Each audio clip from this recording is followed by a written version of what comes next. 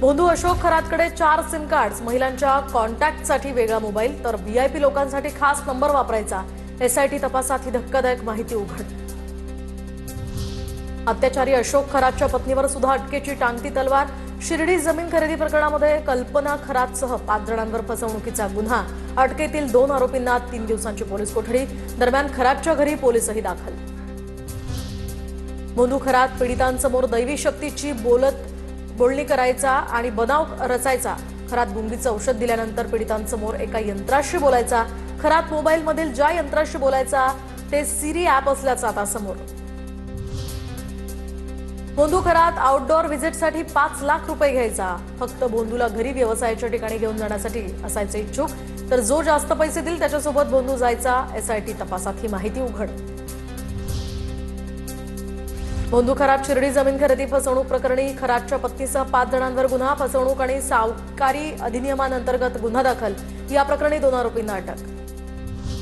बोंधू खरातचा CA ललित पोफळे वादाच्या भोवऱ्यात। पुण्यातील कोरेगाव पार्कमध्ये 57 नंबरच्या प्लॉटमध्ये खरेदी केले रो हाऊस। सीए ललित पोफळेच्या पत्नीच्या नावे रो हाऊसची खरेदी। ललित पोफळेकडे संपत्ती आली कुठून, ही आता चर्चा।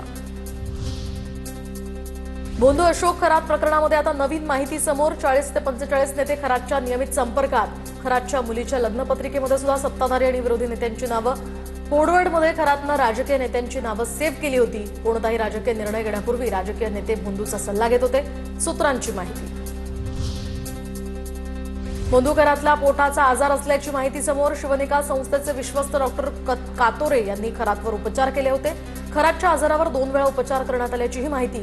डॉक्टरच्या ओळखीनंतर खरातनं विश्वस्त पदासाठी गळ घातली होती। त्यानंतरच डॉक्टर कातोरेंचा विश्वस्त म्हणून समावेश। बोंधू अशोक खरात प्रकरणी वन्यजीव संरक्षण कायद्याअंतर्गत वन विभाग देखील कारवाई करणार। खरातनं प्राण्यांची शिकार करत अघोरी पूजेसाठी त्यांचा वापर केल्याचा संशय। या संदर्भात वन विभागाचं एसआयटीला पत्र। दरम्यान खरातच्या या कारनाम्यांवरून आता राजकारण चांगलंच तापलेलं आहे। कुणी काय प्रतिक्रिया दिल्या आहेत पाहूया। खरातनं अजितदादांसह एका बड्या नेत्याच्या फोटोवर फुल्या मारल्या होत्या। रोहित पवारांचा बोंधू अशोक खरातवर खळबळजनक आरोप। खरातनं कुणाच्या सांगण्यावरून जादूटोणा केला हे समोर येणं गरजेचं। रोहित पवारांनी व्यक्त केला संशय। महिला आणि बालकल्याण मंत्री अदिती तटकरेंचे वडील बोंधूचे भक्त। वडील भक्त त्यामुळे महिला बालकल्याण मंत्री सुद्धा भक्त। बोंधू प्रकरणावरून संजय राऊतांचा अदिती तटकरे यांच्यावर निशाणा। या बालकल्याण मंत्र्यांचे वडील त्यांचे भक्त होते, आपण पाहिलं असेल, त्याही भक्त आहेत।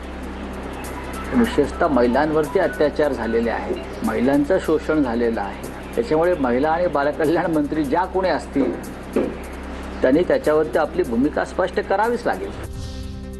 सरकारमधील महिलांचा आवाज किंवा महिलांची जबाबदारी असलेल्या खात्याच्या मंत्री अदिती तटकरे आहेत। महिला आणि बालविकास मंत्र्यांची सगळ्या प्रकरणामध्ये प्रतिक्रिया नाही।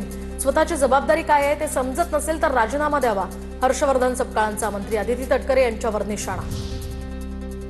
ज्यांना कोणत्याच गोष्टीचं गांभीर्य नाही अशी व्यक्ती महिला आयोगाच्या अध्यक्षपदी होती।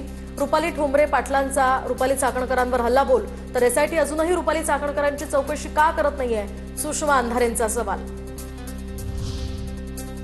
खरात प्रकरणामध्ये मंत्री जयकुमार रावल यांचीही चौकशी झाली पाहिजे। ईशान्येश्वर मंदिराला कोणत्या निकषावर पर्यटन दर्जा दिला, ठाकरेंच्या शिवसेनेच्या सुषमा अंधारेंची मागणी।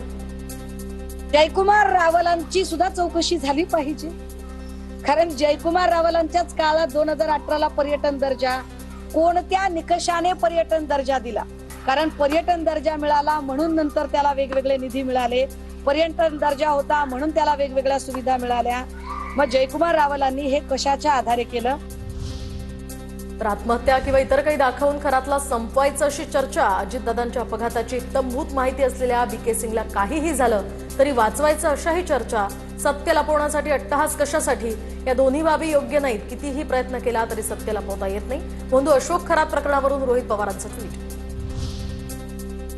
खरातच्या मुलीच्या लग्नपत्रिकेमध्ये सत्ताधारी आणि विरोधी पक्षातील नेत्यांची नावाचा उल्लेख असलेले चंद्रकांत पाटील मात्र अनभिज्ञ। 40 ते 45 नेते नियमित संपर्कात असल्याची ही सूत्रांची माहिती। नीलम गोरे खोटं बोलतायत, वेळ आल्यावर साक्षीदार उभे करेन। तृप्ती देसाई आरोपांवर ठाम। मंत्रिपदासंदर्भात भविष्य विचारण्यासाठी बोंधू खरातची भेट घेतल्याचा देसाईंचा दावा। अशोक खरातचे आणि नीलम गोरेंचे जे संबंध आहेत ते कुठेतरी लपवण्याचा प्रयत्न करतायत, टाळाटाळ करण्याचा प्रयत्न याच्यातनं त्यांचा दिसतोय। आणि या संदर्भात एखादा फोटो देण्यापेक्षा अशोक खरातच्या ऑफिसमध्ये त्यांच्याबरोबर जे जे कोणी होते ते साक्षीदारच मी पुढे जे आहे ते हजर करणार आहे. दीपक केसरकरांवर शिवसेनेच्या वरिष्ठांकडून नाराजी व्यक्त. खरातला 39 आमदार भेटले पण माझंच नाव का, या केसरकरांच्या वक्तव्यावर नेत्यांची नाराजी, सूत्रांची माहिती.